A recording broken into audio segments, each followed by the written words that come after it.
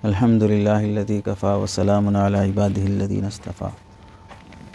तालिब इल्म के आदाब में से 9वां अदब है उस्ताद की ताज़ीम और उनका अदब व एहतराम।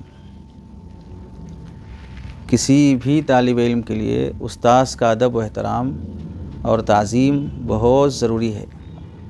इसके बग़ैर इल्म की दौलत हासिल हो ही नहीं सकती है।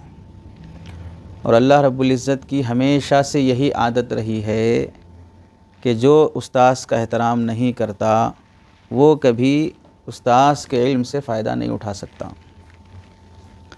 हर तालिब इल्म को उस्ताद का दिल से एहतराम करना ज़रूरी है, दिल से ताज़ीम करना ज़रूरी है। नाम भी उस्ताद का पूरे अज़मत और एहतराम के साथ लेना ज़रूरी है। उस्ताद से गुफ्तगू भी करें तो अदब से करना चाहिए, और कोई भी मामला उस्ताद से होगा बहर सूरत अदब लाजिम है। और उलमा ने कुरान मजीद की इस आयत से इस्तिदलाल किया है, या अय्युहल्लज़ीना आमनू ला तक़ूलू राइना वक़ूलू उन्ज़ुरना वस्माऊ।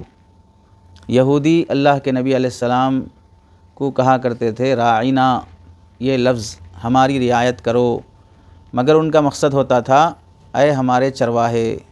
राई के माने आते हैं चराने वाला, राइना हमारी बकरियां चराने वाला। तो लफ्ज़ मुहम्मल बोला करते थे, जू माना लफ्ज़ डबल मीनिंग वाला वर्ड यूज़ करते थे। तो ये अदब के ख़िलाफ़ था। इसी वास्ते अल्लाह रब्बुल इज़्ज़त ने सहाबा के लिए आयत नाजिल फरमाई कि यहूदी और मुनाफिकों की तरह तुम भी ये लफ्ज़ इस्तेमाल मत करो जिसमें नबी की बेअदबी का शाइबा ज़ाहिर हो रहा है। तो यहाँ से उलमा ने इस्तिदलाल किया कि हर उस्ताद के लिए कोई ऐसा लफ्ज़ इस्तेमाल करना जायज़ नहीं है जिससे उस्ताद की बेअदबी का एहतमाल ज़ाहिर हो सकता हो। क़स्दन और आमदन बेअदबी करना तो गुनाह ही है, लेकिन बेअदबी के शाइबे वाला लफ्ज़ इस्तेमाल करना भी उस्ताद की शान में दुरुस्त नहीं है। हज़रत थानवी रहमतुल्लाहि अलैह ने लिखा है ये बात कि उस्ताद के साथ बहर सूरत बहर मामला अदब ज़रूरी है। तालीमुल मुताल्लिम में लिखा है कि तालिब इल्म को इल्म से नफ़ा हो ही नहीं सकता जब तक कि इल्म का भी अदब करे, उलमा का भी अदब करे, असातिज़ा का भी अदब करे। जब तक ये नहीं करेगा उस वक्त तक इल्म का फ़ायदा नहीं होगा। यानी अगर उलमा का अदब व एहतराम नहीं करेगा तो इल्म से फ़ायदा भी नहीं होगा। पूरी दुनिया में ये उसूल मुसल्लम है, जिसने भी जिस फील्ड में भी जिस शोबे में भी कुछ भी हासिल किया है, चाहे वह थोड़ा हो या ज़्यादा हो, वो अदब की बदौलत है। और जिस फील्ड और जिस शोबे में भी कोई भी महरूम हुआ है और गिरा है तो वो बेअदबी की वजह से हुआ है। और एक बहुत बड़ा उसूल तालीमुल मुताल्लिम के मुसन्निफ़ फरमाते हैं, सारी शरीयत का ये मुसल्लमा उसूल है कि अगर कोई आदमी नमाज नहीं पढ़ेगा तो काफिर नहीं होगा, रोज़ा नहीं रखेगा तो काफिर नहीं होगा, लेकिन नमाज और रोज़े की बेएहतरामी करेगा तो काफिर हो जाएगा। तो तर्क अलग चीज़ है, बेएहतरामी अलग चीज़ है। तो उस्ताद से इल्म हासिल ना करो, चले जाओ, कोई मसला नहीं है। होते हुए उस्ताद की बेएहतरामी, इसकी गुंजाइश नहीं होगी। पढ़ना ही नहीं है, चले गए इदारा छोड़ के, कोई मसला नहीं है, ये बेअदबी में दाखिल नहीं होगा। इदारे में रहेंगे, दरसगाह में रहेंगे, उस्ताद से पढ़ेंगे, लेकिन उस्ताद की बेअदबी भी करेंगे तो इससे इल्म हासिल नहीं हो सकता। तो ये बहुत बड़ी बात हो गई कि भाई आदमी नमाज़ छोड़ दिया तो काफिर नहीं हो रहा है, लेकिन नमाज की बेहतरामी कर लेता है तो काफिर हो जाता है। चुनांचे आप लोग पढ़े होंगे, माला बुद्दा मिन्हू में लिखा है कि अगर आदमी बग़ैर वज़ू के नमाज़ पढ़ता है तो काफिर हो जाएगा। चूँकि इसमें उसने नमाज ना पढ़ा तो कोई मसला नहीं है, बग़ैर वज़ू के पढ़ के नमाज की तौहीन की है, और तौहीन शाइर से आदमी काफिर हो जाता है। चुनांचे अरबी का शेर है, अज़ खुदा ख़्वाहे तौफ़ीक़ अदब, हम अल्लाह से अदब की तौफ़ीक़ मांगते हैं।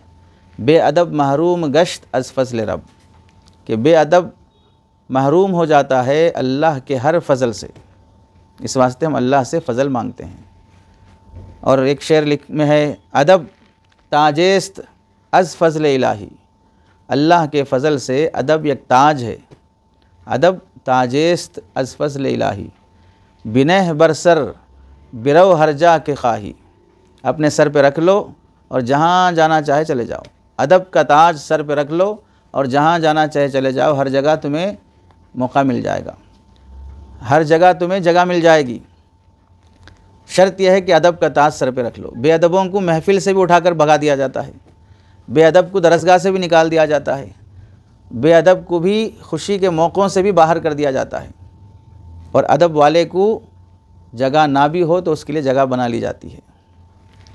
और एक किताब है तज़किरतुस सामिअ वल मुतकल्लिम, सुनने वाले के लिए भी फ़ायदामंद बातें और बोलने वाले के लिए भी फ़ायदामंद बातें। उसमें लिखा है कि तालिब इल्म अपने उस्ताज़ और किसी भी आलिम की गुफ्तगू से उसी वक्त फ़ायदा उठा सकता है जबकि वह 3 बातों का अहतमाम करे। पहली चीज़ है तवाज़ो, दूसरी चीज़ है इल्म की हिर्स, कि जो कुछ बोला जा रहा है मुझे इसकी ज़रूरत है, जो नसीहत की जा रही है मुझे इसकी ज़रूरत है। जैसे माल की हिर्स होती है, सोने चांदी और जायदाद और शोहरत की हिर्स होती है, वैसे जो बातें मुझे मेरे उस्ताद बता रहे हैं ये मेरी ज़रूरत है, मुझे इसकी हिर्स होना चाहिए, कहीं मुझसे छूट ना जाए। तीसरी चीज़ है उस्ताद की ताज़ीम। ये 3 चीज़ों के बग़ैर इल्म हासिल हो ही नहीं सकता है। और इसकी वजह लिखते हैं तज़किरतुस सामिअ वल मुतकल्लिम के मुसन्निफ़ के तवाज़ो से इल्म के रास्ते खुलते हैं। हिर्स और तलब से इल्म का फ़ैज़ान अल्लाह की तरफ से जारी होता है और उस्ताद की तरफ से वो फ़ैज़ान भरपूर अता किया जाता है। उस्ताद मुतवज्जे होता है अल्लाह के उस फ़ैज़ान को मुंतकिल करने में। चुनांचे मजमूई तौर पर उस्ताद के आदाब में से क्या क्या चीज़ें हैं, बहुत अहम बात हज़रत मसीहुल्लाह ख़ान साहब रहमतुल्लाहि अलैह ने बड़ी तफसील से उस्ताद के तकरीबन आदाब का ज़िक्र फ़रमाया। मलफूज़ात मसीहुल उम्मत में फ़रमाते हैं कि उस्ताद के सामने निहायत ही अदब से बैठे, अपने बैठने को ना देखे बल्कि देखने वाला देखे कि ये अदब से बैठा है। ये पहली चीज़ है। दूसरी चीज़ है उसके बैठने से ये वाज़ेह और मुतरश्शिह होना चाहिए कि बहुत ही खुशू खुजू के साथ उस्ताद की तरफ हमातन मुतवज्जे होकर बैठा है। दूसरा अदब यह है कि जब उस्ताद के सामने बैठे तो पूरी तवज्जो उस्ताद की तरफ रहे, किसी और तरफ मुतवज्जे होना भी उस्ताद की शान में बेअदबी है। हत्ता कि किसी साथी की तरफ दरसगाह में या उस्ताद के सामने बैठे हुए दूसरे साथी की तरफ देखना भी मना है, इशारा करना भी मना है, और किसी पुरानी बात को याद करके मुस्कुराना भी मना है, और बग़ैर मजबूरी के दाएं बाएं ऊपर नीचे देखना भी उस्ताद की शान में बेअदबी है। जिसके सामने बैठा पूरी तवज्जो उसी की तरफ होनी चाहिए। और एक अदब ये भी लिखा है कि कोई शोर सुनकर, आवाज़ सुनकर अचानक उस्ताद के सामने बैठे हुए बिदक जाना, बेचैन हो जाना, ये भी बेअदबी में से है। जिस वक़ार के साथ उस्ताद बैठा है वैसी तवज्जो के साथ तालिब इल्म बैठना चाहिए। कोई आवाज़ सुना फ़ौरन उठ के खड़ा हो गया, फ़ौरन भाग गया, फ़ौरन देखने चला गया, और उस्ताद जबकि इजाज़त नहीं दिया है, ये भी बेअदबी में है। किसी भी शोर की तरफ मुतवज्जे होना, जहाँ उस्ताद पढ़ा रहा है या उस्ताद की गुफ्तगू चल रही है और वहीं उसी असना में बाहर से कोई आवाज़ें आना शुरू हो गई तो उधर देखने लग गए, उधर ध्यान चला गया, ये भी उस्ताद की बेअदबी में दाखिल है। और ये बातें कौन फरमा रहे हैं? हज़रत थानवी रहमतुल्लाहि अलैह के बहुत ही अज़ीज़ खलीफा हज़रत मौलाना मसीहुल्लाह ख़ान साहब रहमतुल्लाह अलैह फरमाते हैं। और उस्ताद के अदब में से ये भी है कि उस्ताद के सामने जब बैठे तो आस्तीन चढ़ा कर ना बैठे, ये भी बेअदबी में दाखिल है। 5वां अदब ये भी है कि हाथ, पैर, दामन और गले की गुंडी, बटन वग़ैरह खुले रहना, ये भी उस्ताद की बेअदबी में दाखिल है। उस्ताद के सामने जब बैठे हों तो दाढ़ी और मुंह पर हाथ फेरते रहना, ये भी बेअदबी में दाखिल है। उंगलियां चटखाना, नाक, कान, दांत वग़ैरह कुरेदते रहना, ये भी उस्ताद की बेअदबी में दाखिल है। उस्ताद के सामने जब बैठे तो हाथ बांध कर या हाथ गोद में रख कर बैठना चाहिए, ज़मीन पर हाथ रख कर बैठना भी उस्ताद की बेअदबी में है। और बैठे बैठे ज़मीन पर लकीरें बनाना, कागज़ कलम वग़ैरह लेकर कुछ ऐसे ही गैर ज़रूरी तहरीर लिखते रहना, ये भी उस्ताद के सामने बैठे होने की हालत में बेअदबी है। उस्ताद के सामने बैठे होने की सूरत में आदमी का सीना और सर उस्ताद की तरफ झुका होना चाहिए, इससे अदब ज़ाहिर होता है। पीछे इस तरह टेक लगा कर बैठेगा या पीछे की तरफ झुकाव होगा, ये भी बेअदबी में दाखिल है। बैठने में, इसका भी लिहाज ज़रूरी है उस्ताद के सामने। उस्ताद की तरफ पीठ करना या पहलू करना, यानी उस्ताद हमारी तरफ मुतवज्जे है और हम उसकी तरफ पीठ किए हुए हैं, या हम उसकी तरफ दायां या बायां पहलू किए हुए हैं, हम उनकी तरफ मुतवज्जे नहीं हैं, तो ये भी बेअदबी में दाखिल है। उस्ताद के सामने टेक लगा कर बैठना भी बेअदबी है, खा वो तिपाई से टेक लगाओ या किसी और चीज़ से टेक लगाओ। उस्ताद के सामने बैठते हैं, दोनों कोहनियाँ तिपाई पर रखकर इस तरह झुककर सबक सुनते हैं, ये भी बेअदबी में दाखिल है। किताब की भी बेअदबी, तिपाई की भी बेअदबी और उस्ताद की भी बेअदबी, और दर्स चल रहा हो तो सबक और इल्म की भी बेअदबी। हाथ पर टेक लगा कर बैठना, तिपाई पर टेक लगा कर बैठना, दीवार से टेक लगा कर बैठना, टेक लगाने की उस्ताद के सामने इजाज़त नहीं होती है। ये भी अदब में दाखिल है कि उस्ताद के सामने ज़्यादा गुफ्तगू ना करे, उस्ताद से सुनने की कोशिश करे। ज़्यादा बातें उस्ताद के सामने करना उस्ताद को तकलीफ़ पहुंचाना है। और उस्ताद के सामने आदाब में ये भी दाखिल है कि बग़ैर मजबूरी के खंकारना, बलगम निकालना या थूकना भी बेअदबी में दाखिल है। खांसने और खंकारने की भी इजाज़त नहीं होती है। छींक आए तो मुंह छुपा कर छींके, मुंह दूसरी तरफ फेर कर छींके। जमाई आए तो मुंह पर उल्टा हाथ रख ले, दायां हाथ की पुश्त से ढांक ले। उस्ताद के सामने जमाई के मौके पर मुंह खुला रहना भी बेअदबी में दाखिल है, इससे भी उस्ताद को कराहत होती है। और कभी फारिग हो गए, बड़े हो गए, बड़ी जमात में चले गए, दावत हो गई तो पान खाने की आदत शुरू हो जाती है। पान खाया हुआ होने की हालत में उस्ताद के सामने आना उस्ताद की बेअदबी है। किस कदर नुक्ते की बातें लिखते हैं अकाबिर। आदमी पान खाने के बाद शान दिखाना चाहता है कि मैं मज़े की चीज़ खा के आया हूँ, और उस्ताद के सामने ऐसी हालत में आने से आदमी के मुंह में वो पान रहता है तो बार बार चबाते रहता है, हर थोड़ी थोड़ी 2-2 मिनट को 1-1 मिनट को चापते चापते बात करता रहता है, और ये भी बेअदबी है। इससे सामने वाले को कराहत होती है। अगर वो बाज़ौक़ आदमी है, नज़ाकत पसंद आदमी है, तो उसको इससे घिन आती है कि पहले खा के आओ उसके बाद बात करो। खा भी रहे हो और बातें भी कर रहे हो। बातें जिस वक्त गुफ्तगू मकसूद है उस वक्त खाने का क्या मतलब, और जिस वक्त खाना मकसूद है तो ठीक है बातें करते खाओ। ऐसे ही उस्ताद के आदाब में से भी लिखा है कि जब दर्स में हाजिर हो तो दरसगाह का दरवाज़ा भी आहिस्ता से खोले, इतना ज़ोर से दरवाज़ा ना खोले जो मामूली रफ्तार से तेज़ हो, कि ऐसा दरवाज़ा खोला नहीं जाता है इतना तेज़ से जैसे तुम खोल के आ रहे हो, ये भी बेअदबी में दाखिल है। और किताब लाकर दरसगाह में जब बैठते हैं तो उस मौके पर किताब इस आहिस्ता से रखना अदब है कि किताब रखने की आवाज़ ना आए, इतनी ज़ोर से किताब रखना कि किताब रखने की आवाज़ महसूस हो, ये भी बेअदबी में दाखिल हो जाता है। और अगर उस्ताद के सामने किताब खोलें तो वरक़ इस तेज़ी से पलटाना कि वरक़ की आवाज़ ज़ोर ज़ोर से आने लगे, ये भी उस्ताद की बेअदबी में दाखिल है। किताब की बेअदबी तो ही है, जिस तरीक़े से तुम औराक उल्टाते जा रहे हो इस तरह वरक़ उल्टाने से किताब भी ख़राब हो जाती है और सामने वाले का अदब एहतराम भी नहीं है तुम्हें। बुलंद आवाज़ से गुफ्तगू करना ये तो बेअदबी है ही है। उस्ताद के आगे चलना, उस्ताद जहाँ बैठते हैं उस जगह पर बैठना, उस्ताद जो तिपाई इस्तेमाल करते हैं वो तिपाई तालिब इल्म इस्तेमाल करना, उस्ताद जो कापी इस्तेमाल जो किताब इस्तेमाल करते हैं या उस्ताद जो कलम इस्तेमाल करते हैं, उस्ताद जो कुर्सी इस्तेमाल करते हैं वो तालिब इल्म इस्तेमाल करना, ये सब बेअदबी में दाखिल है।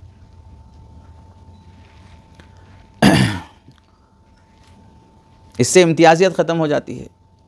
आदमी ये समझने लगता है कि उस्ताद जो इस्तेमाल करें मैं भी वही इस्तेमाल कर रहा हूँ, मैं भी उनके जैसा होने लगा हूँ, मैं भी उनकी तरह चीज़ें इस्तेमाल करके उनके जैसा बनने लगा हूँ। यह ज़ाम पैदा होना शुरू हो जाता है। उस्ताद के आगे चलना तो किब्र की अलामत है, मुतकब्बिर होने की अलामत है। मुतकब्बिर को तो जन्नत की खुशबू भी नहीं मिलती, इल्म कहाँ से मिलेगा। उस्ताद की गुफ्तगू ऐसी तवज्जो से सुनना कि उस्ताद की गुफ्तगू का मंशा भी मालूम हो जाए, क्या बोल रहे हैं वो तो समझ में आ रहा है, लेकिन इस गुफ्तगू से क्या बताना चाह रहे हैं। जैसे अल्फाज सुनते हैं, अल्फाज के मानी समझ में आते हैं, उन मानी से मकसूद भी समझ में आ जाना, ऐसी तवज्जो से सुनना चाहिए। सुन तो रहे हैं लेकिन क्या बोलना चाह रहे समझ में नहीं आ रहा है, क्योंकि वैसी तवज्जो नहीं है, मकसूद को समझने की तवज्जो नहीं है तो ये भी बेअदबी में दाखिल है। तुम तवज्जो से सुन ही नहीं रहे हो हम क्या बोलना चाह रहे हैं, बार बार पूछते जा रहे हो, इससे उस्ताद को तकलीफ़ हो जाती है। उस्ताद के हुक्म को उसकी मंशा के मुताबिक करना यह अदब में दाखिल है। अगर उस्ताद कोई काम करने का हुक्म दें तो वो कैसा चाहते हैं इस काम को, सिर्फ काम हो जाए या बेहतरीन तरीक़े से हो, कितने वक्त में होना चाहिए, कितनी देर में होना चाहिए, इन सब की रियायतों के साथ करना अदब में दाखिल है। बोले हैं ठीक है देखेंगे बाद में करेंगे, सहूलत से करेंगे, इतना कर दिया तो बस काफ़ी है, हम पर थोड़ी ज़रूरी है सब करना, ऐसी सोच भी उस्ताद की शान में गुस्ताखी और बेअदबी है। उस्ताद के आदाब में से ये भी हज़रत फरमाते हैं दर्स में कोई बात समझ में ना आए तो अपना कसूर और कम फहमी समझना चाहिए। उस्ताद से बदगुमानी होना ये उस्ताद की बेअदबी है। मेरी गलती है, मुझे नहीं समझ में आ रहा है, वो समझे हैं तभी तो समझा रहे हैं। अगर कोई आदमी कोई बात खुद समझ नहीं सका दूसरे को कैसे समझा सकेगा? लफ्ज़ ज़ुबान से निकल ही नहीं पाएगा अगर ऐसे ही बोलते जा रहा है, क्या बोलना समझ में नहीं आ रहा है। तो मुझे समझ में नहीं आया है, मेरी कोई गुनाह की वजह से, मेरी किसी गलती की वजह से, मेरी बेतवज्जुही और बेअदबी की वजह से हो सकता है कि मैं तौबा कर लूँ तो समझ में आ जाएगा, लेकिन उस्ताद से बदगुमान होने की इजाज़त नहीं है। अगर तालिब इल्म की गलती पर उस्ताद गुस्सा करें तो उस गुस्से पर तालिब इल्म को उस्ताद के सामने मुंह बनाने की इजाज़त नहीं है। चेहरे से नाराज़गी ज़ाहिर करना भी उस्ताद की शान में बेअदबी है। मैं इसी का हक़दार था कि आपने मुझे जो डांटा या गुस्सा किया, मैं इसी का हक़दार था। चेहरा बनाने के बजाय खुशामद करना, माज़रत कर लेना, माफ़ी चाह लेना, फ़ौरन माफ़ी चाह लेना, ये अदब में से है। हज़रत रशीद अहमद गंगोही रहमतुल्लाहि अलैह के मुतालिक़ लिखा है, हाजी साहब रहमतुल्लाहि अलैह के पास जब तसव्वुफ़ और सलूक के लिए गए, शुरू में तो इकराम हुआ, फिर दरमियान में आज़माने की खातिर जब सब साथी बैठकर खाने लगे तो हज़रत रशीद अहमद गंगोही रहमतुल्लाहि अलैह भी आए। तो हज़रत रशीद अहमद गंगोही से हज़रत हाजी साहब ने कहा प्लेट ले लो, खाना ले लो और जाओ वहाँ कोने में बैठो, तुम इसी के काबिल हो। सब लोगों से उठाकर दरवाज़े के पास बिठा दिया खाने के लिए और बगौर चेहरा देखते रहे कि मेरे इस हुक्म पर कैसा चेहरा बदलता है, और चेहरे पर कोई तब्दीली नहीं आई जब तो इत्मीनान ज़ाहिर किया। सबके साथ बैठने नहीं दिए, उठाकर दरवाज़े के पास बिठा दिया, वहाँ बैठ के खाओ तुम। वहाँ किसको बिठा के खिलाते हैं? कोई मांगने वाला आ गया, कोई गरीब आदमी आ गया, वहाँ बिठा के खिलाते हैं। और रशीद अहमद गंगोही को बिठा के खिला रहे हैं वहाँ पर, उसके बावजूद भी चेहरे पर कोई इनक़िबाज़ ज़ाहिर नहीं हुआ।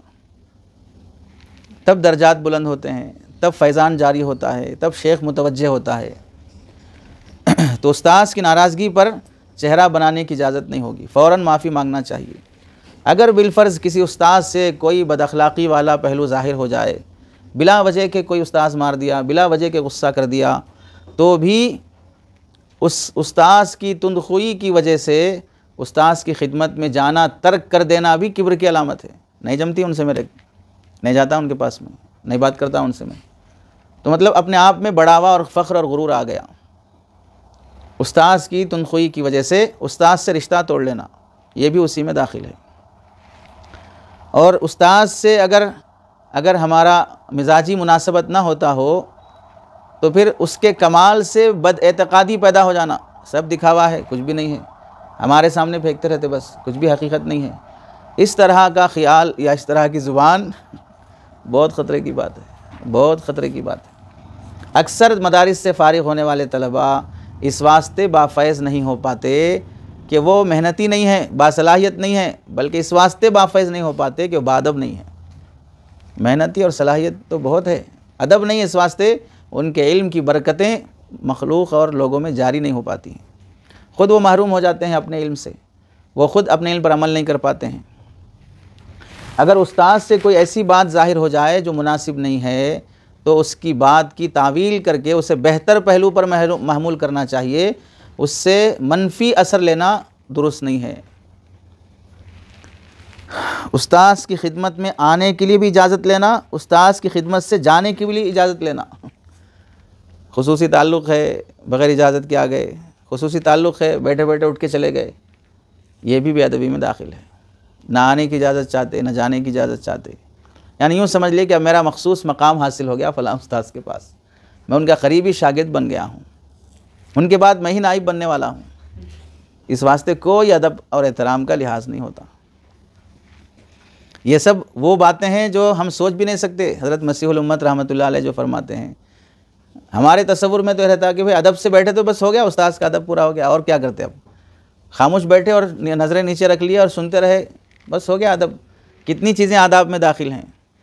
इजाज़त लेने की अब एक गुंजाइश देती है हज़रत अल्लाह जज़ा खैर दे इन बुज़ुर्गों को। क्या फरमाते हैं, सराहतन इजाज़त लो या दलालतन इजाज़त लो, यानी है कि हर बार आते हुए पूछ के आओ, या है कि एक बार पूछ लो क्या मैं आपकी खिदमत में हमेशा आ सकता हूँ, ठीक है, इससे भी बहुत सहूलत हो गई। वरना हर बार पूछ के आने में आदमी को तकल्लुफ़ हो जाता है। और उस्ताद के आदाब में से भी दाखिल है कि उस्ताद जिस बात के पूछने से मना कर दें फिर दोबारा उसका सवाल नहीं करना चाहिए। और हमारी आदत है, छुट्टी है ना, जाना बोले तो जाना, बस खत्म। मना कर दिए नहीं होगी फिर पीछे फिरेंगे, फ़लाँ से फ़ोन करवाएंगे, फ़लाँ से बात कराएंगे, लेकिन होना बाहर सूरत उस्ताद की मुखालफत, उस्ताद को तंग करना। और बहुत बड़ी बात हज़रत फरमाते हैं कि उस्ताद के आदाब का उस्ताद के हुजूर में जिस तरह लिहाज करना है, उस्ताद के गैबूबत में भी वैसा ही लिहाज करना है। उस्ताद मौजूद होते हुए जैसी अज़मत होगी, उस्ताद अगर सामने ना हो तो भी वैसी अज़मत करना है। ये आदाब में से लिख रहे हैं हज़रत, गाह बगाह तोहफ़ा तहाइफ से, ख़त व किताबत से उसका दिल खुश करते रहना। हमारे पास उसूल ये है कि नाबालिग बच्चे को अपने उस्ताद को तोहफ़ा देने की इजाज़त नहीं है। बालिग तालिब इल्म को भी अपने उस्ताद को तोहफ़ा देने के लिए इंतज़ामिया से इजाज़त लेना चाहिए। बिला ज़रूरत ये ताल्लुक़ात बहुत से मफासिद पैदा कर देते हैं। फ़ारिग हो गए, अब कमा रहे हो, अब दो ले जाके तोहफ़ा, बाप की कमाई से दे के क्या खुश हो रहे हो, अपनी कमाई से दो तब जाके समझ में आएगा। अब तो वक्त पे फ़ीस अदा नहीं हो पाती, तोहफ़े देने चले हैं ज़रूरत की किताबें ख़रीद नहीं पाते, तोहफ़े देने चले हैं। अब तो ज़िम्मेदारियाँ पूरी करो, अब तो हुकूक़ पूरे करो, बाद में देखे जाएंगे फ़ज़ाइल वसाइल वगैरह सब। लेकिन तालिब इल्म के आदाब में से है, अब हज़रत की इस जुमले से ख़ुद इशारा है कि ख़त तो किताबत कब करता है तालिब इल्म, हुजूर में करता है, गैबूबत में करता है। हुजूरी में तो नहीं करता, ज़रूरत ही नहीं रहती उसकी। जब गायब हो गए तब चले गए शाबान तो शव्वाल ही नज़र आते हैं। दरमियान में ना कोई फ़ोन, ना कोई खैर खैरियत, ना किसी उस्ताद से रब्ता, कुछ भी नहीं है। ऐसे जाते हैं गोया कि तलाक़ रजई हुई है, 3 महीने के बाद फिर रुजू कर लेंगे या उसके अंदर अंदर रुजू हो जाएगा इस तरह जाते हैं तो फ़रागत के बाद तोहफ़ों का सिलसिला रहे, वालिद की कमाई से नहीं। हाँ, वालिद अपनी तरफ से देना चाहें और तालिब इल्म पहुँचाए वो अलग मसला है, तो वालिद का तोहफ़ा है वो, तालिब इल्म का नहीं होगा। तो ये सारी चीज़ें उस्ताद की ताज़ीम और उसके एहतराम में दाखिल हैं। और हज़रत ये भी फरमाते हैं, अपने रवैये पर यह भी गौर करते रहना ज़रूरी है कि मैं जो कर रहा हूँ ये अदब में दाखिल है या मैं सोच लिया ये अदब है बोल के कर रहा हूँ। तुम सोच लिए ये अदब है बोल के करना शुरू कर लिए, ये नहीं सोचे कि गौर नहीं करे कि अदब है या खिलाफ अदब है। अपने से कोई काम करते रहने को अदब या अदब के दायरे या अदब के दायरे से बाहर हो रहा है, इस पर गौर नहीं करना, ये भी बेअदबी है। मैं सोचा नहीं ऐसा भी होता क्या बोल के, मैं सोचा नहीं ये भी रहता क्या बोल के, ये नहीं सोचना भी बेअदबी है। तालिब इल्म के आदाब कितनी बड़ी चीज़ है। लिखते हैं, उस्ताद की ताज़ीम दर हकीकत अल्लाह की ताज़ीम है, उस्ताद की ताज़ीम दर हकीकत रसूलुल्लाह की ताज़ीम है। क्यों? वजह यह है कि इल्म अल्लाह की सिफ़त है। अल्लाह ने वह इल्म मुंतकिल किया है नबी में, और नबी ने वह इल्म मुंतकिल किया है सहाबा में, सहाबा ने वह इल्म मुंतकिल किया है ताबईन तबे ताबईन में। ये सिलसिला चलते हुए इल्म मुंतकिल होते हुए आया आपके उस्ताद में। तो उस्ताद अल्लाह के इल्म को शागिर्द तक मुंतकिल करने का ज़रिया है। तो गोया कि अल्लाह का इल्म आपको हासिल हो रहा है, रसूलुल्लाह की तालीमात आपको हासिल हो रही हैं बतवस्सुत उस्ताद के वास्ते से।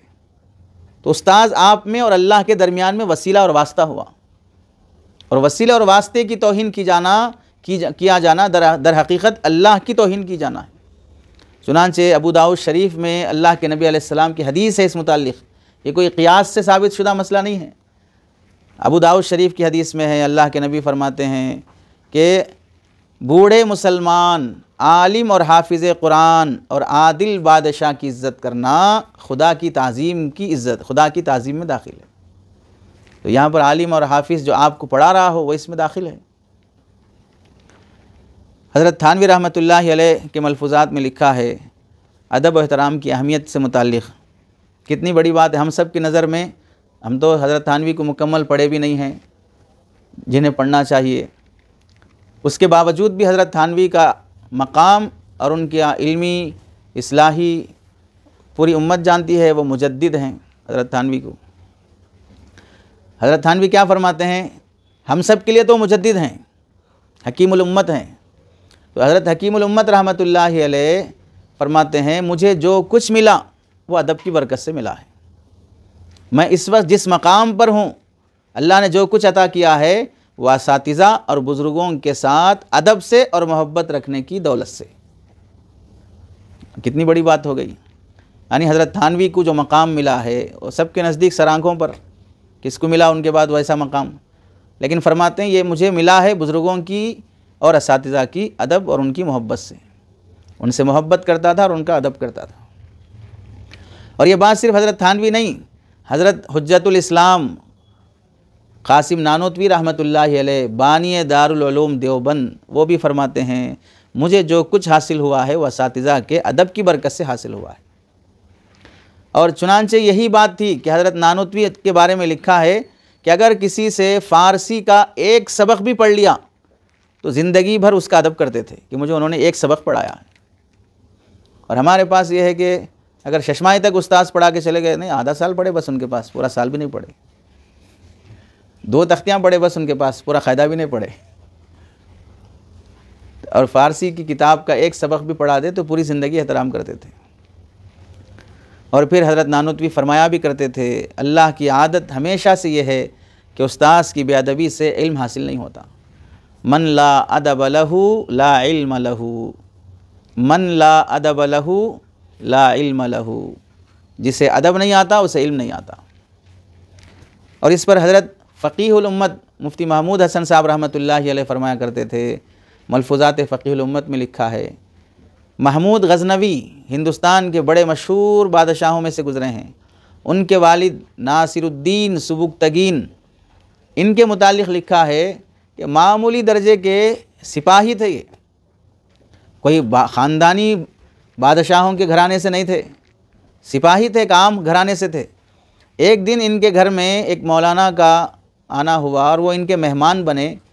तो सुबुक्तगीन महमूद गज़नवी के वालिद और मौलाना महमूद गज़नवी ख़ुद बड़े आलिम थे, मशहूर हुक्मरानी में हुए हैं। हनफ़ी मसलक के फ़ुक़हाए अहनाफ़ पर तबक़ातुल फ़ुक़हा के नाम से 20 जिल्दों में किताब लिखे महमूद गज़नवी, बादशाह होते हुए भी। हम तो उलमा होते हुए पढ़ लें तो बहुत बड़ी बात है, वो हुक्मरान होते हुए लिखते। तो इनके वालिद के सुबुक्तगीन के घर एक मेहमान आए आलिम दीन, तो उनका खूब एहतराम करने के बाद जब वो चलने लगे आलिम दीन, तो उनके एहतराम में ये 7 कदम पीछे होके चलते थे, 7 कदम पीछे। अल्लाह को इनकी ये अदा इतनी पसंद आई कि सुबुक्तगीन को भी अल्लाह ने बादशाह बनाया, एक मामूली सिपाही को उठाकर, और उन 7 कदमों की बरकत से 7 पुश्तों तक बादशाह चली। 7 कदम की बरकत से 7 पुश्तों तक बादशाह चली। अब तो थोड़ा वक्त लगा लो अल्लाह के रास्ते में, मुफ्ती साहब बन जाएंगे। थोड़ा फ़िक्र वाली बात करना आ गया, थोड़ा गश्त मुलाकात में चले गए, फिर तो मुफ्ती साहब को मुफ्ती साहब बोलने में भी शर्म आएगी, नाम लेके बोलेंगे फ़लाँ साहब का तय कर दीजिए, फ़लाँ साहब को बुलाइए, उधर भी हो या इधर भी हो, किसी भी तौर तरीक़े पे हो। हमारा भी तो अंदाज़ काबिल इस्लाह है कि अगर किसी उस्ताद का नाम अब्दुल्ला है तो मुफ्ती अब्दुल्ला साहब ये फरमाते हैं, हम क्या बोलते हैं, अब्दुल्ला साहब ये बोलते हैं, सुहेल साहब ये बोलते हैं, फ़लाँ साहब ये बोलते हैं। उनसे पहले उनका कोई लक़ब नहीं है, ना हज़रत है, ना मौलाना है, ना मुफ्ती साहब है, तो नाम लेने का तरीक़ा भी नहीं आता उस्ताद का। सब जानते हैं बाअदब बानसीब, बेअदब बेनसीब। हज़रत पीर साहब की किताब ही इस नाम से है, बाअदब बानसीब। तालिब इल्म के आदाब में से लिखा है कि उस्ताद के अदब में अगर उस्ताद किसी पर नाराज़ हो तो तालिब इल्म की ज़िम्मेदारी है उस उस्ताद को खुश करना। इल्म हासिल करने के लिए मेहनत भी ज़रूरी है, आदाब में से गुज़र चुका, मेहनत शर्त है, दूसरे तीसरे अदब में ही आ गई बात ये। लेकिन सिर्फ मेहनत काफ़ी नहीं है, मेहनत के साथ साथ उस्ताद की रज़ामंदी भी ज़रूरी है। मेहनत रही और उस्ताद की नाराज़गी भी रही तो तजुर्बा कर लो, हकीकी इल्म हरगिज़ हासिल नहीं होगा। मेहनत भी है और उस्ताद की नाराज़गी भी है, हकीकी इल्म हरगिज़ हासिल नहीं होगा। हज़रत थानवी रहमतुल्लाहि अलैह फरमाते हैं कि फ़हम सलीम, सही सोचने की सलाहियत और तफ़क्कुह फ़िद्दीन, दीन की समझ अल्लाह ने जिसको भी दी है वो मेहनत के साथ उस्ताद की रज़ामंदी पे दी है। उसके बग़ैर जिसने भी पढ़ा तो वो पढ़ लिया लेकिन दीन की समझ उसके अंदर पैदा नहीं हो सकी। और हज़रत इतनी बड़ी बात फरमाते हैं कि उस्ताद का दिल जिस कदर खुश होगा तालिब इल्म से, उस कदर अल्लाह की तरफ से इल्म का फैज़ान जारी होगा। तो यह तो कमियत की भी बात हो गई, नफ्से इल्म तो है ही है, मिक़दार इल्म में भी उस्ताद की मिक़दार रज़ा का दखल है। जिस मिक़दार में उस्ताद राज़ी उस मिक़दार में तुम्हें इल्म भी मिलेगा। तो कितना तवज्जो देना चाहिए उस्ताद की रज़ामंदी पर। और एक बहुत अहम इस्तिदलाल हज़रत जाबिर रज़ी अल्लाह तआला अन्हु से रिवायत, हज़रत उमर रज़ी अल्लाह तआला अन्हु का मशहूर वाक़या है कि आपको कहीं से तौरात का नुस्खा मिल गया, कुछ कागज़ात अल्लाह के नबी के पास लेके आए तो नबी करीम सल्लल्लाहु अलैहि वसल्लम सहाबा के उस्ताद हैं, मुअल्लिमुस सहाबा हैं। तो अब हज़रत उमर शागिर्द हुए गया कि अल्लाह के नबी अलैहिस्सलाम के। अब वो किताब अच्छी लगी, ला के नबी करीम सल्लल्लाहु अलैहि वसल्लम के सामने बोलना शुरू किए कि ये बहुत अच्छी किताब है, बहुत बेहतरीन मलफूज़ात हैं। आप सल्लल्लाहु अलैहि वसल्लम खामोश हैं, कोई जवाब नहीं दे रहे हैं। तो फिर पढ़ना शुरू कर दिए हज़रत उमर रज़ी अल्लाह तआला अन्हु। आप सल्लल्लाहु अलैहि वसल्लम का चेहरा बदल गया। तो हज़रत सिद्दीक़ अकबर ने तवज्जो दिलाई। तो तवज्जो भी कैसे दिलाई, ऐ उमर रोने वालियाँ तुझ पर रोएं। मतलब ये कि अगर कोई आदमी इंतकाल हो जाता है तभी उस पर रोया जाता है। तो मतलब ये होगा कि तुम पर गम ढाए और तुम मर जाओ, ऐसे काम कर रहे हो, सादी ज़बान में अगर बोला जाए। तो हज़रत उमर रज़ी अल्लाह तआला अन्हु जैसे ही देखे कि आपके चेहरे पर गुस्से और नाखुशी के आसार हैं, फ़ौरन किताब बंद करके माफ़ी मांगने लगे। रज़ीतु बिल्लाहि रब्बन व बिल इस्लामी दीना व बि मुहम्मदिन नबिय्यन व रसूला, कि अल्लाह के गुस्से और उसके रसूल के गुस्से से मैं माफ़ी चाहता हूँ। इस वाक़ये से इस्तिदलाल किया है कि जब भी उस्ताद किसी भी तालिब इल्म के किसी भी हरकत से नाराज़ और गुस्सा हो गया, फ़ौरन तालिब इल्म माफ़ी मांग लेना चाहिए। हज़रत उमर ने फ़ौरन माफ़ी मांगी, कोई मोहलतनामा भी नहीं लिखा कि बाद में माफ़ी मांग लेंगे, अभी गुस्से में अभी जाना नहीं है। फ़ौरन माफ़ी मांग लेना ये भी ज़रूरी है, इस वास्ते के जितनी देर उस्ताद तुम्हारी नाराज़गी और गुस्से के साथ गुजारेगा उतनी देर तुम इल्म से महरूम रहोगे, उतनी देर फैज़ान इल्म से महरूम रहोगे। इस वास्ते फ़ौरन माफ़ी मांग लेना भी इस हदीस से साबित होता है।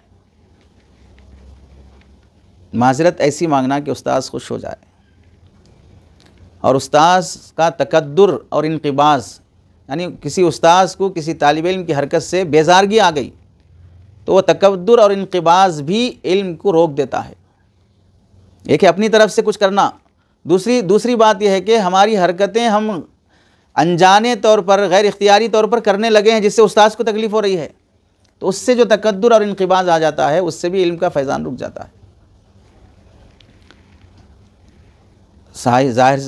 सादे तौर पे अगर बताया जाए, बेअदबी हो गई, नाफरमानी हो गई, ईज़ा रसानी हो गई, तो फ़ौरन निहायत ही आजिज़ी के साथ माफ़ी मांग लेना चाहिए।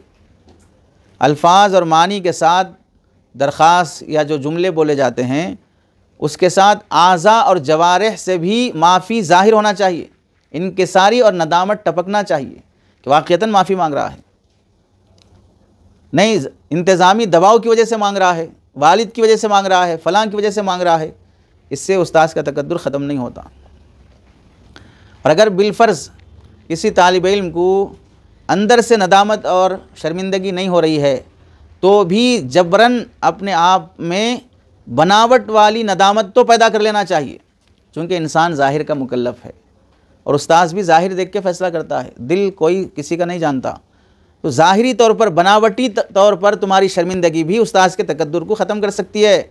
जैसे कि हज़रत सिद्दीक़ अकबर रज़ी अल्लाह तआला अन्हु ने फरमाया, अल्लाह से जब मांगो तो रोते हुए मांगो, फ़इल्लम तबकू फ़तुबाकू, अगर रोना नहीं आता रोने की एक्टिंग करो, वो भी अल्लाह को पसंद है।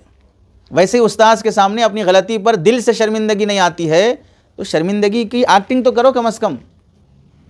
गलती भी है और शर्मिंदगी के आसार भी नहीं हैं तो उस्ताद का तकद्दुर बढ़ जाता है। और अगर उस्ताद ज़ाहिरी तौर पर, तालिब इल्म का दिल तो अंदर से शर्मिंदा है, ज़ाहिरी तौर पर नहीं दिख रहा है, और उस्ताद ज़ाहिर को देख के फ़ैसला कर रहा है, ये तो माफ़ी मांगना ही नहीं चाह रहा है, इसकी हालत से देखो माफ़ी मांग रहा है क्या, कैसे चलते हुए आ रहा है, दरख्वास्त कैसे दे रहा है, कैसी ज़ुबान इस्तेमाल कर रहा है। तो ये जो ज़ाहिर पे फ़ैसला कर लेगा तो भी इल्म का फ़हम हासिल नहीं होगा, इनशराह सद्र हासिल नहीं होगा, इल्म पर बेजारगी हो जाती, क्यों पढ़ रहा हूँ समझ में नहीं आता।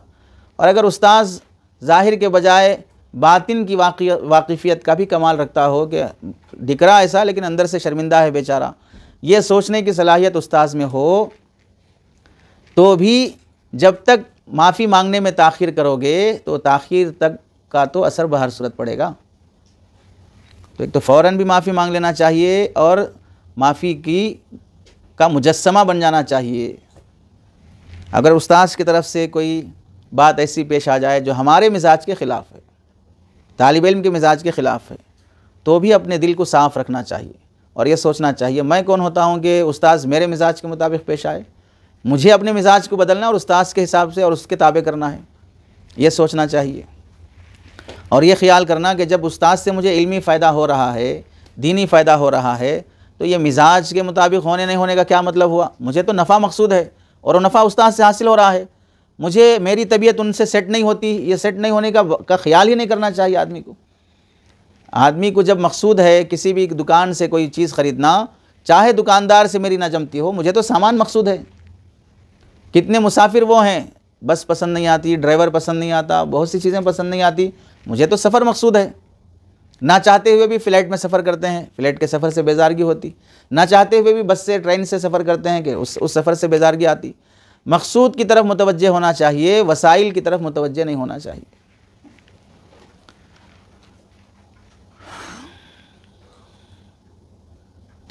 हज़रत थानवी रहमतुल्लाह अलैह फरमाते हैं कि हज़रत थानवी ने एक शख्स से कहा कि अगर मैं जानता कि आप हज़रत हाजी साहब से बैत हैं तो हज़रत हाजी साहब के एहतराम में मैं आपको कोई नामुनासिब लफ्ज़ तक नहीं कहता। ये किससे कह रहे हैं? जो सुलूक के रास्ते में है। हज़रत हाजी साहब पीर हैं, उस्ताद नहीं हैं। हज़रत थानवी क्या फरमाते हैं? मेरे पीर से भी आपका ताल्लुक़ होना मालूम हो जाए तो भी मैं आपका एहतराम करूँगा। और फिर आगे फरमाते हैं उस्ताद का दर्जा तो पीर से भी बड़ा होता है, तो जब मैं पीर से मुनसलिक फ़र्द का भी एहतराम करता हूँ तो उस्ताद से मुनसलिक अफराद का क्यों एहतराम नहीं करूँगा, और उनका एहतराम क्यों कर वाजिब नहीं होता है। इसलिए हज़रत थानवी आगे फरमाते हैं अल्लाह ने 3 शख्सियतों को मुक़द्दस बनाया है, वालिदैन, असातिज़ा और शेख व मुर्शिद।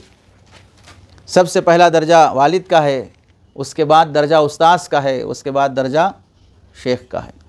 और वजह यह है कि अल्लाह ने कुरान मजीद में वक़दा रब्बुका अल्ला ताबुदू इल्ला इय्याहु व बिल वालिदैनि इहसाना, अल्लाह ने अपने दर्जे के बाद वालिदैन का दर्जा बयान किया है और ये दर्जा नस से साबित है।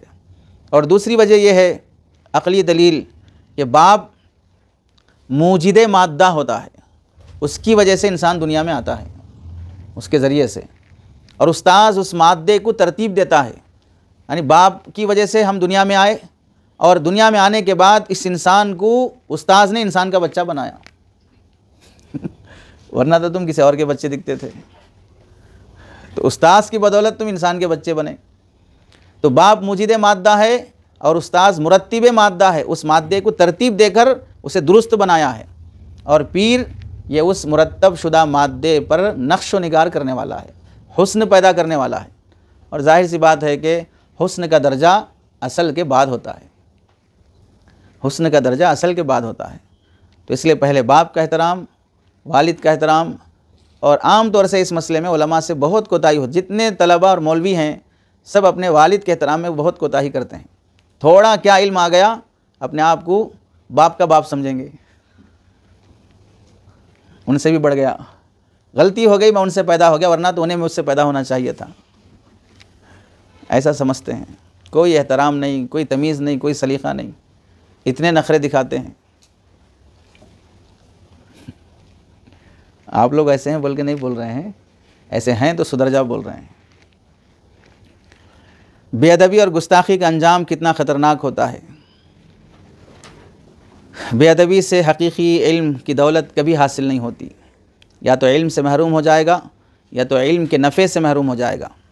ऐसा शख्स आलिम बन के भी ज़ाय हो जाता है जो बेअदब होता है। हज़रत थानवी रहमतुल्लाह अलैह बहुत बेहतरीन बात फरमाते हैं, मकबूलान इलाही या मुहसिनान की शान में गुस्ताखी अक़ल को मस कर देती है। मकबूलान इलाही, अल्लाह के जो मकबूल बंदे हैं, और मुहसिनान की शान, मुहसिन की शान, जो हम पर एहसान किया है उसकी शान में गुस्ताखी करने से अक़ल ही मस्क हो जाती, आदमी कभी दीवाना हो जाता, सही गलत की तमीज़ ख़त्म हो जाती है। चुनांचे एक वाक़िया हज़रत थानवी ख़ुद फरमाते हैं अल-इफ़ादात में कि हज़रत मौलाना शाह मोहम्मद इसाक़ साहब दहलवी रहमतुल्लाह अलैह के एक शागिर्द थे। तालिब इल्म ने हज़रत शाह इसाक़ साहब रहमतुल्लाह अलैह की शान में गुस्ताखी कर दी, तो एक शख्स ने उनसे कहा कि भाई वो तो तुम्हारे उस्ताद हैं और तुम्हारे मोहसिन हैं, तुम्हें ऐसा नहीं करना चाहिए कि उनकी शान में जो तुम बोल रहे हो ऐसी बातें नहीं बोलना चाहिए, उन्होंने पढ़ाया है तुम्हें। तो वो शागिर्द कहने लगा, उनका एहसान मुझ पर तब होगा जब कि उनका पढ़ा हुआ मुझे याद हो, सब भूल गया उनका पढ़ाया हुआ मैं, तो कहाँ एहसान रहा उनका मुझ पर। तो हज़रत थानवी फरमाते हैं, बेअदबी का नतीजा है कि पढ़ा हुआ भूल गया, बेअदबी का नतीजा है। फ़ौरन अल्लाह ने बेअदबी के फ़ौरी बाद ख़ुद उसने ज़ाहिर कर दिया कि मैं सब भूल चुका हूँ। भूल गया नहीं है, वो सल्ब कर लिया गया है, अल्लाह की तरफ से छीन लिया गया है तुमसे। उसी बेअदबी के नतीजे में गुस्ताखी शुरू हुई, अल्लाह की तरफ से इल्म का सल्ब भी शुरू हो चुका। सल्ब नहीं समझते, सालिबा कुल्लिया मुजीबा जुजिया पढ़े हैं, वही सल्ब है, ख़त्म कर दिया जाता है। हज़रत मौलाना गंगोही रशीद अहमद गंगोही रहमतुल्लाह अलैह फरमाते हैं, जो लोग उलमा की तौहीन करते हैं, उन पर तान तशनी करते हैं, नामुनासिब जुमले कसते हैं, कब्र के अंदर उनका मुँह क़िबले से फेर दिया जाता है, और जिसका जी चाहे आज़माना हो तो करके देख ले। यहाँ तक फरमा दिया। मौलाना याहया साहब रहमतुल्लाह अलैह फरमाते हैं, ये बहुत बड़ा हम सब के लिए बहुत सबक आमोज़ वाक़िया है कि दौरे हदीस में हज़रत मौलाना याहया साहब रहमतुल्लाह अलैह, जो शेखुल हदीस ज़करिया साहब रहमतुल्लाह अलैह के वालिद मोहतरम हैं, रशीद अहमद गंगोही रहमतुल्लाह अलैह से इन्होंने दौरे हदीस पढ़ा। तो सबक की बहुत पाबंदी थी, कभी घर जाना नहीं, हत्ता कि वालिदा रशीद अहमद गंगोही को बोल भेजें और रशीद अहमद गंगोही बोलें कि तुम्हारी वालिदा का इसरार है, घर जाके आ जाओ, तो जाके आते थे। ख़ुद से कभी दरख्वास्त लेके नहीं आते थे, घर जाके आना है। 2 दिन की छुट्टी लेके 4 दिन, वक्त पर हाजिर नहीं होना। तो हज़रत के फरमाने पे जाते थे, वालिदा माजिदा के इसरार पे जाते थे। और ताज्जुब की बात यह है कि ईद के दिन भी सबक पढ़ने के लिए किताब लेके रशीद अहमद गंगोही के पास आ जाते थे, ईद के दिन भी। और हम ईद से 2 दिन पहले छोड़ें तो भी परेशानी होती है। तो ईद के मौके पर हज़रत ने यह वादा फरमाया कि सबक में तुम्हारा इंतज़ार रहेगा। ईद की नमाज़ पढ़ने के बाद सबक होगा और सबक में तुम्हारा इंतज़ार रहेगा। ईद के लिए जाओ, फिर दोपहर तक आ जाओ, सबक होगा ईद के दिन भी। रशीद अहमद गंगोही ने बोल भेजा, क्योंकि तुम्हारे वालिदा का बार बार इसरार है। तो घर गए और फ़ौरन वापस आ गए।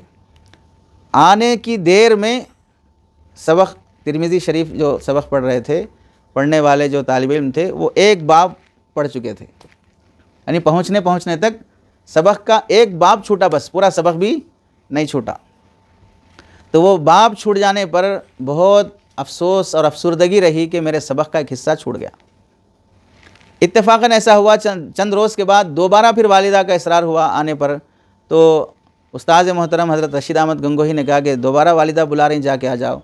तो मौलाना याहया साहब रहमतुल्लाह ने फरमाया कि हज़रत गुज़िश्ता बार जाने की वजह से जो सबक का हिस्सा छूट गया, उस पर ही मुझे अफसोस है, एक बाब छूट जाने पर। अब दोबारा जाके कैसे आऊँ? तो हज़रत रशीद अहमद गंगोही ने फरमाया, कोई मसला नहीं है, आज वो छूटा हुआ पढ़ा देता हूँ, सबक के बाद जाके आ जाना। तो कितना ताल्लुक़ था उस्ताद का भी तालिब इल्म से, उतना हिस्सा छूट गया तो शागिर्द के वास्ते दोबारा फिर पढ़ा है वो सबक। एक शागिर्द के वास्ते दोबारा फिर पढ़ाए। अब उसमें वो सबक में इतनी लंबी तकरीर की रशीद अहमद गंगोही ने कि सारे तलबा खुश हो गए। इतनी बेहतरीन तशरीह पहली बार हम सुन रहे हैं, लेकिन किसकी खातिर हो रही है? एक तालिब इल्म की खातिर।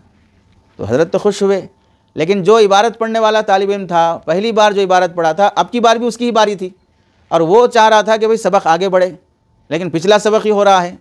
तो वो तालिब इल्म बेजारगी से कहा हज़रत मौलाना यहया साहब से, और कुछ छूटा है तो वही पढ़ा लो। एक बाब छूट गया इस वास्ते पढ़ा लिया ना, और कुछ छूटा है तो वो भी पढ़ा लो। दरसगाह में ही बोल दिया। रशीद अहमद गंगोही रहमतुल्लाह ने सुनकर नाराज़गी और गुस्से की वजह से चेहरा बदल गया और एक जुमला ज़ुबान से निकल गया, चलो छोड़ो, वो तो बावला है, दीवाना है। ये लफ्ज़ निकल गया। लिखते हैं कि चंद महीनों के बाद ही वो शख्स हकीकी तौर पर दीवाना हो गया। कहाँ पर है? दौरे हदीस में है। चंद महीनों के बाद फरागत है, आलिम बन जाएगा। कहाँ आके बदनसीबी आ गई, कहाँ आके महरूम हो गया, हकीकी तौर पे बावला हो गया। चुनांचे तज़किरतुल खलील और आबिती में लिखा है कि उस ज़माने में उलमाए देवबंद पर एक बहुत बड़ा मसला बतौर मजाक के पागलों ने छेड़ रखा था, बरेलवियों ने, कि शामी की चंद इबारतों की वजह से। और आज भी मुफ्ती तकी उस्मानी साहब दामत बरकातुहुम का उस पर मकाला मौजूद है, जो आपने हफ्तुम और दौरे हदीस में लिखा, आज से 45-50 साल पहले जो लिखा, वो मकाला जदीद फ़िक़ही मकालात में मौजूद है। कितने साल पहले लिखे? 50 साल पहले। और अब भी उसका नाम क्या है? जदीद फ़िक़ही मकालात। कब लिखे? दौरे हदीस में। उसमें कव्वे की हिल्लत और हुर्मत पर मकाला है कि कव्वा हलाल है कि हराम है। तो इबारतें मुख्तलिफ मौजूद हैं। तो उलमाए देवबंद ने उन इबारतों की रोशनी में कव्वे को हलाल लिखा। तो ये तालिब इल्म बांस की लकड़ी से कव्वा बांध कर पूरे मार्केट और गली में घूमता रहता, लोगों ये कव्वा हलाल है, इससे जो खाना चाहता है खा सकता है। समझ रहे? इस कदर महरूम हो गया। इस वास्ते उलमा लिखते हैं कि हमेशा दुआ मांगते रहना चाहिए, अल्लाहुम्मा इन्ना नऊज़ु बिका मिन गज़बिक व गज़बि रसूलिक व गज़बि औलियाइक। तेरे गुस्से से, तेरे रसूल के गुस्से से, तेरे दोस्तों के गुस्से से भी पनाह चाहता हूँ। असलाफ़ कैसा अदब एहतराम करते थे अपने असातिज़ा का। इमाम शाबी रहमतुल्लाह अलैह फरमाते हैं, दोनों सहाबा हैं, एक ज़ैद बिन साबित रज़ी अल्लाह तआला अन्हु, दूसरे हज़रत इब्न अब्बास रज़ी अल्लाह तआला अन्हुमा। दोनों सहाबा हैं। ज़ैद बिन साबित रज़ी अल्लाह तआला अन्हु बड़े आलिम दीन हैं, हज़रत इब्न अब्बास भी हैं। तो हज़रत अब्दुल्लाह बिन अब्बास रज़ी अल्लाह तआला अन्हुमा एक मरतबा जब हज़रत ज़ैद बिन साबित रज़ी अल्लाह तआला अन्हु घोड़े पर सवार होने लगे, आगे बढ़कर जिस तरह आज के ज़माने में उस्ताद जा रहे हैं, गाड़ी साफ़ कर दिए, गाड़ी निकाल दिए, तो ये जो एहतराम में दाखिल है, हज़रत इब्न अब्बास आगे बढ़कर उनका घोड़ा आगे लेके आए, उनका रिकाब पकड़ लिए कि आप चढ़ जाएं, मैं इसको पकड़ लेता हूँ। इस तरह जिस तरह एक नौकर करता है वैसा पेश आने लगे। हज़रत ज़ैद बिन साबित ने फरमाया कि आप तो अल्लाह के नबी अलैहिस्सलाम के चचाजाद भाई हैं, नबी के भाई हैं आप मेरी खिदमत करें, मुझे शर्मिंदगी होती है इससे। तो इब्न अब्बास रज़ी अल्लाह तआला अन्हुमा ने फरमाया, हमें अल्लाह के नबी की तरफ से ही ये हुक्म दिया गया है कि हम उलमा का एहतराम करें, इस वास्ते आपके एहतराम में कर रहा हूँ। और फिर हज़रत ज़ैद बिन साबित रज़ी अल्लाह तआला अन्हु ने फरमाया कि आप अपना हाथ बढ़ाइए। हज़रत इब्न अब्बास ने हाथ बढ़ाया तो उनका हाथ लेकर उसे बोसा दिया और चूमा और ये फरमाया, हमें नबी की तरफ से हुक्म है कि आले रसूल का एहतराम करें, और आप आले रसूल से हैं। तो एक दूसरे का एहतराम। हज़रत सईद बिन जुबैर रहमतुल्लाह अलैह ताबई हैं, ये शागिर्द हैं हज़रत इब्न अब्बास के। फरमाते हैं, मैंने हज़रत इब्न अब्बास रज़ी अल्लाह तआला अन्हुमा से हदीसें पढ़ी हैं, अगर मुझे इजाज़त होती तो मैं हर हदीस पर उठकर उनकी पेशानी चूम लेता, इतना इजहार मोहब्बत करता। इमाम अबू यूसुफ़ रहमतुल्लाह अलैह फ़िक़्ह हनफ़ी में सब जानते हैं, असातिज़ा की अज़मत का यह हाल था कि आपके उस्ताज़ अम्र बिन हम्माद रहमतुल्लाह अलैह फरमाते हैं, मैंने अबू यूसुफ़ से ये कहते हुए सुना कि अपने उस्ताज़ इमाम अबू हनीफ़ा और इब्न अबी लैला की मजलिस से ज़्यादा महबूब उन्हें कोई मजलिस नहीं होती थी। उस्ताज़ के पास बैठना, उनकी बातें सुनते रहना, इससे ज़्यादा महबूब कोई बात नहीं होती थी। चुनांचे फरमाते हैं अबू यूसुफ़ रहमतुल्लाह अलैह अपने उस्ताज़ की तारीफ़ करते हुए, मैंने अबू हनीफ़ा से बड़ा फ़क़ीह और इब्न अबी लैला से बड़ा काजी किसी को नहीं देखा। तो एक मालूम क्या हुआ, उस्ताज़ की शान में तारीफ़ करना भी उस्ताज़ के अदब में दाखिल है। न तारीफ़ बर्दाश्त होती उस्ताज़ की, न तारीफ़ के जुमले कह सकते, उस्ताज़ को अपने बराबर तोलना शुरू कर देते। शुरू में आए तो नहव भी नहीं आ रहा था, सर्फ भी नहीं आ रहा था। जब 2-3 जमातें आगे बढ़ गई तो अब समझ में आने लगा कि उस्ताद को तो ना सर्फ आता है ना नहव आता है। शुरू में आए तो कुछ बोलने के भी काबिल नहीं थे, 2-3 साल आगे बढ़ गए तो तकरीरी सलाहियत आ गई। तो अब सोचने लगे कि मुझे तो खिताबत अच्छी आती है, उस्ताद को तकरीर करना ही नहीं आता है। शुरू में आए तो लिखना भी नहीं आता था, 2-3 साल उस्ताद से सीखा, मजमून निगारी आ गई है। तो आप कहने उन्होंने क्या लिखना आता है? आता तो कितनी किताबें लिखते, अब तक एक किताब भी नहीं लिखे। अरे समझे।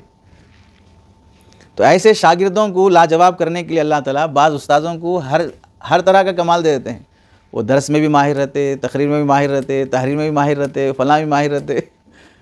आगे बढ़ो अब।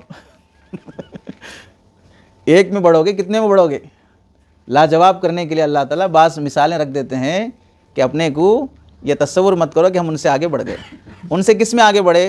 खिताबत में आगे बढ़े, तदरीस में आगे बढ़े, तहरीर में आगे बढ़े, फ़लाँ चीज़ में आगे बढ़े। ये बहुत गलत ख्याल है।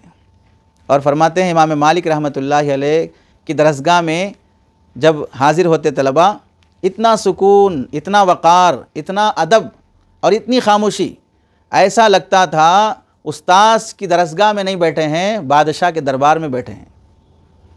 ऐसा रोब और ऐसा अदब ज़ाहिर होता था कि हम सब उनके नौकर हैं या हमारे हुक्मरान और बादशाह हैं। ऐसा अदब रहता था उस ज़माने के तलबा में। इमाम शाफ़ी रहमतुल्लाह अलैह फरमाते हैं, हम लोग किताब के वरक़ भी इस डर से नहीं उलटते थे कि वरक़ की खड़खड़ाहट की वजह से उस्ताद को तकलीफ़ ना हो जाए, इसलिए आहिस्ता से वरक़ पलटाते थे। इमाम रबी रहमतुल्लाह अलैह फरमाते हैं, उस्ताद की मौजूदगी में पानी पीना भी हमने अदब के ख़िलाफ़ समझा है। उस्ताद बैठे हैं, आप दूसरे काम में हैं, उस्ताद की तरफ मुतवज्जे होना चाहिए। उस्ताद इशारतन, दलालतन, सराहतन कहेंगे अपना काम करो तो ठीक है, उस्ताद मौजूद है तुम अपने काम में मसरूफ़ हो। ये उस्ताद के वजूद के वक्त बेतवज्जुही, ये बेअदबी में दाखिल है। हज़रत अबू उबैदा रहमतुल्लाह अलैह फरमाते हैं, मैंने कभी किसी आलिम के दरवाज़े पर जाकर दस्तक नहीं दी, बल्कि इसका इंतज़ार किया कि जब वो ख़ुद बाहर तशरीफ़ लाएँ तो मैं मुलाकात करूँगा। दस्तक देना भी उनके आराम में खलल देना है, ये भी तकलीफ़ में दाखिल है। इतना एहतराम करते थे। अब इसकी का एहतमाम करने की ज़रूरत भी, की ताकीद भी नहीं की जाती है कि भाई आप बाहर ही खड़े रहेंगे तो 4 घंटे छूट जाएंगे, इसको मालूम होगा कौन बाहर खड़ा है। हज़रत गंगोही रहमतुल्लाह अलैह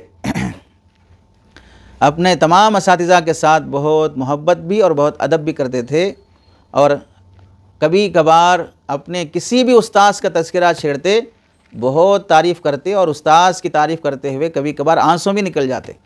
इतने बहुत अच्छे उस्ताद थे, दुनिया से चले गए, उनकी याद तड़पा देती है, उनकी याद आ जाती है, तो तारीफ़ भी करते और तारीफ़ में रो भी देते थे। रशीद अहमद गंगोही रहमतुल्लाह अलैह। और आप सब के लिए बहुत बेहतरीन वाक़या है, हारून रशीद के बेटे हैं मामून रशीद, ये भी उस्ताद, ये भी बादशाह हैं, और इनके उस्ताद हैं अबू मोहम्मद यजीदी। ये उस्ताद हैं मामून रशीद के, दीगर बहुत से असातिज़ा हैं इनके। तो एक मरतबा ऐसा हुआ कि अबू मोहम्मद यजीदी पढ़ाने के लिए आए, तो शहज़ादे हरम खाना में खेल रहे थे। हरम खाना जैसे इससे पहले बोले दौलत कदा, गरीब खाना, वैसे ही हरम खाना। तो अंदर जहाँ ख़वातीन रहती हैं उस जगह को बोलते हैं हरम खाना, जहाँ आम मर्दों को जाने की इजाज़त नहीं होती है। तो वहाँ खेल रहे थे, बच्चे थे। अब जाहिर सी बात है दीगर मर्द हज़रात को वहाँ जाने की इजाज़त तो नहीं होगी। तो उस्ताद अबू मोहम्मद यजीदी बुलवा भेजे कि आएँ सबक पढ़ लें, नहीं आए। दोबारा बुलाए, नहीं आए। तीसरी बार बुलाए, नहीं आए, खेलने में मसरूफ़ हैं। थोड़ी देर के बाद जब वो बाहर निकले, मामून जो शहज़ादा है, तो उस्ताद गुस्से में थे, खूब पिटाई कर दी। अब ये मामून रशीद रोते जाते थे, आंसू पोंछते जाते थे, कुछ ज़बान से नहीं निकल रहा है। ये इनके रोने और आंसू पोंछने को इनके मामू देख लिए। जाहिर सी बात है मामू को भांजे से तो मोहब्बत होती है। तो जाफ़र बिन यहया बरमकी मामू भी थे और हारून रशीद के करीबी वज़ीर और मुशीर थे। इनसे मशवरा करते थे मामून रशीद, हारून रशीद। तो एक तो बहनवी और साले की निस्बत भी आ गई, और भांजे और मामू की निस्बत भी आ गई। तो अब अबू मोहम्मद यजीदी रहमतुल्लाह अलैह जो उस्ताद हैं, ये परेशान होने लगे कि या तो मामू जाके बोलेंगे अब हारून रशीद को, या शागिर्द हारून रशीद मामून रशीदी जाके उस्ताद को जाके लगा देगा, या मामून रशीद मामू से बोलेगा और मामू जाके हारून रशीद को बोलेंगे। काफ़ी देर गुजर गई लेकिन कुछ भी ऐसा ज़ाहिर नहीं हुआ कि कोई किसी को बोला, कोई नाराज़ हुआ, कोई गुस्सा हुआ। थोड़ी देर के बाद मामून रशीद जब बाहर आए तो इन्होंने पूछा, मैं तो डर गया था कि तुम कहीं जाके जाफ़र को बोल दो अपने मामू से और फिर वो हारून रशीद तक बात चली जाए तुम्हारी पिटाई की। तो मामून रशीद क्या कहने लगे, देखो ये अक्लमंदी की बात होती है। मामून रशीद कहने लगे, मैं मामून तो क्या, जाफ़र तो क्या, मैं अपने बाप से भी इसका तस्करा नहीं करता कि आपने मुझे मारा है, चूँकि उस्ताद की तंबीह और मारपीट बाप की शफ़क़त से अफजल समझता हूँ। कौन बोल रहे हैं? मामून रशीद, शागिर्द बोल रहा है, मैं उस्ताद की मारपीट और तंबीह को बाप की शफ़क़त से भी अफजल समझता हूँ। अब तो हाल ये है कि फ़ोन करके वालिद को बुला लेंगे, ख़ानदान को लेके पुलिस स्टेशन चले जाएंगे, पेटी और बैग लेके मदरसे से निकल जाएंगे। इतना एटीट्यूड आ गया है कि कोई ज़रूरत ही नहीं है। इससे बड़े बड़े मदरसे हैं, इससे अच्छे मदरसे हैं, इससे अच्छे असातिज़ा हैं, तो कहाँ से इल्म आएगा। इमाम अबू हनीफ़ा रहमतुल्लाहि अलैह का हाल क्या था, कितनी ताज्जुब की बात है। देखो, इमाम अबू हनीफ़ा रहमतुल्लाहि अलैह को एक बार एक मसला पेश आया कि हमको तो हंसी आती है, इन लोगों का ज़ौक़ देखो, कुत्ता कब बालिग़ होता है ये जानना था। तो एक भंगी को बुला के पूछे, भाई कुत्ता कब बालिग़ होता है? तो भंगी ने जवाब दिया जब टांग उठा के पेशाब करना शुरू करे तब बालिग़ होने की अलामत है, उससे पहले वो टांग उठाता नहीं है पेशाब करने के लिए। अरे तुम्हारे लिए भी तो नई बात है हम ये नहीं बोल रहे कि टांग उठाए नहीं उठाए बोल के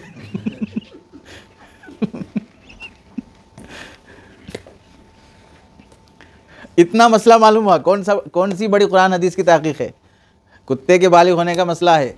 उसके बावजूद भी ज़िंदगी भर जब भी वो भंगी नज़र आता तो उसके अदब एहतराम में खड़े हो जाते, तभी जाके अल्लाह ने इतना बड़ा फ़क़ीह बनाया, इतना मकाम दिया। बहुत सी खूबियों का दखल होता है किसी के बड़े बनने में। अब इससे अंदाज़ा लगा लो, एक मसला एक भंगी से मालूम होने पर इतनी अज़मत है, तो जिनसे इमाम अबू हनीफ़ा ने पढ़ा है तो उनका कितना एहतराम करते होंगे। तबक़ात शारानी में लिखा है, इमाम अबू हनीफ़ा से किसी ने सवाल किया कि दो बड़े बड़े ताबई गुज़रे हैं, एक इमाम अस्वद हैं, एक इमाम अलक़मा हैं, दो बड़े बड़े ताबई गुज़रे हैं। तो एक सहाबी ने एक शख्स ने पूछा कि हज़रत अस्वद और हज़रत अलक़मा ये दोनों ताबईन में से अफजल कौन है? तो इमाम अबू हनीफ़ा ने क्या बेहतरीन जवाब दिया कि फ़रमाया, हमारा मुँह इस काबिल नहीं है कि इन हज़रात का नाम लें, तुम फ़ैसले फ़जीलत की बात कर रहे हो, ये तो बहुत बड़ी बात हो गई। हमें तो इनका नाम लेने का भी हक़ नहीं है, इतने बड़े मकाम वाले हैं, तुम इनमें फ़जीलत जानने चले कौन बेहतर है कौन गैर बेहतर है। ये कौन फरमा रहे हैं? इमाम अबू हनीफ़ा, जबकि ख़ुद भी ताबई हैं।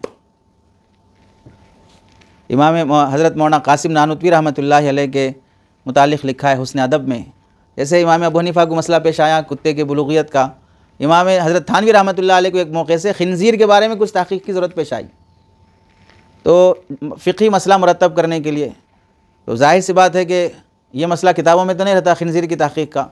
तो आपके घर में जो भंगी काम करने के लिए आता था उससे पूछा, क्योंकि भंगी वग़ैरह ये खिंजीर पालते हैं, तो उससे जब पूछा तो भंगी ने खिंजीर का वो मसला जो मालूम करना था वो तहक़ीक़ बताई कि तुम्हारी नज़र में खिंजीर के मुतालिक़ ये मालूमात क्या हैं। तो जब ये बताया तो हज़रत नानूतवी रहमतुल्लाहि अलैह उस दिन के बाद से जब भी वो भंगी नज़र आता तो उसकी ताज़ीम में ख़ुद खड़े हो जाते और फरमाते, इसके ज़रिए से मुझे एक मसला मालूम हुआ है। कौन? हज़रत नानूतवी रहमतुल्लाह। इमाम अबू हनीफ़ा ने एहतराम किया कुत्ते के मसले में, अल्लाह ने कितना बड़ा मकाम दिया। हज़रत नानूतवी ने एहतराम किया, अल्लाह ने कितना बड़ा काम लिया, दारुल उलूम देवबंद जैसा इदारा अज़ीमुश्शान। और हज़रत मौलाना अशरफ अली थानवी रहमतुल्लाहि अलैह के मुतालिक़ लिखा है, ये बहुत इल्मी नुक्ता है, आपको शायद अब समझ में ना आए लेकिन बड़े होने के बाद समझ में आ जाएगा। हज़रत थानवी रहमतुल्लाहि अलैह शागिर्द हैं शेखुल हिंद रहमतुल्लाहि अलैह के, मौलाना महमूद हसन देवबंदी शेखुल हिंद मुख्तसरुल मानी के का हाशिया जिनका है। तो आपका तर्जुमा कुरान है, तर्जुमा शेखुल हिंद हज़रत शेखुल हिंद रहमतुल्लाहि अलैह का। तो तर्जुमा शेखुल हिंद जब मुरतब होकर आया तो बाज़ उलमा ने दरख्वास्त की कि इस तर्जुमा शेखुल हिंद पर हज़रत थानवी की तखरीज़ आ जाए, किताब पर तखरीज़ जैसे लिखाने का मामूल है। तो हज़रत थानवी ने एक बेहतरीन उसूल बयान किया कि तकरीज़ लिखने का हक़ उसको हासिल हो जिसमें दो बातों का मलका हो या दो बातों का इख्तियार हो। एक तरफ वो मदाह पर भी कादिर हो, दूसरी तरफ वो कदाह पर भी कादिर हो। आपके जुमले होते हैं एक तरफ वो मदाह पर भी कादिर हो, दूसरी तरफ वो कदाह पर भी कादिर हो, वो शख्स तखरीज़ लिखने का हकदार होता है।